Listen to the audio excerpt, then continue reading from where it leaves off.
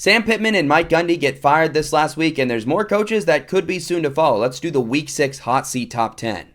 At number 10 is Mark Stoops. I've long hesitated to put him on a list like this because he's in a very unique situation. The bar isn't too high at Kentucky. However, I feel there was something that was damaged when there was a report that he was leaving for Texas A&M, and since then, things just haven't felt very right. And I don't know if Kentucky's willing to endure another 4-8 season, especially with all the success Vanderbilt is having. So Stoops' days could be numbered, especially if they continue to lose.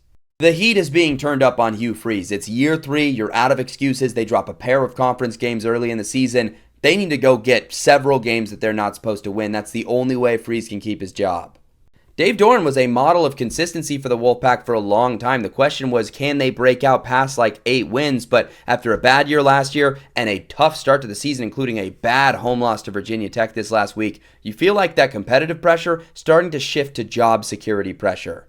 There's a scenario where Oregon State started 0-5 this year and Trent Bray wasn't on the hot seat, but the way they've been losing with the worst special teams in the country, bad turnovers, questionable play calling, bad game management, it has me thinking Bray's probably going to get canned this year, and it's unfortunate. He's genuinely a great football mind and a great coordinator. I just don't know if he was ready to be the head coach. Tim Beck and the Chanticleers had a bye this last week. He did cool off his seat a little bit last we saw him. They beat South Alabama, but you get the sense they need to do a lot more to get that seat completely cooled.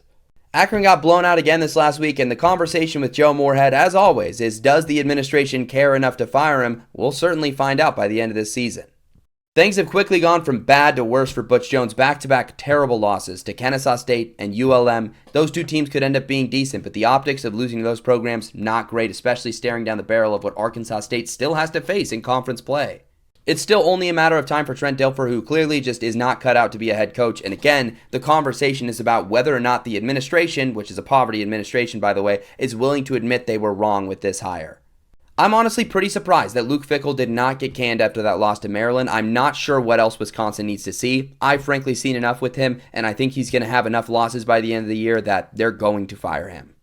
At number 1 is our favorite hot seat participant, Billy Napier, and this could end up being his last week on the list. They host Texas this weekend. If it's an ugly blowout loss, maybe he gets the Sam Pittman treatment and gets fired. If that's the case, we're going to miss you, Billy. It was fun having you on this list basically every week for the last 2 seasons, but this could be the end of the line.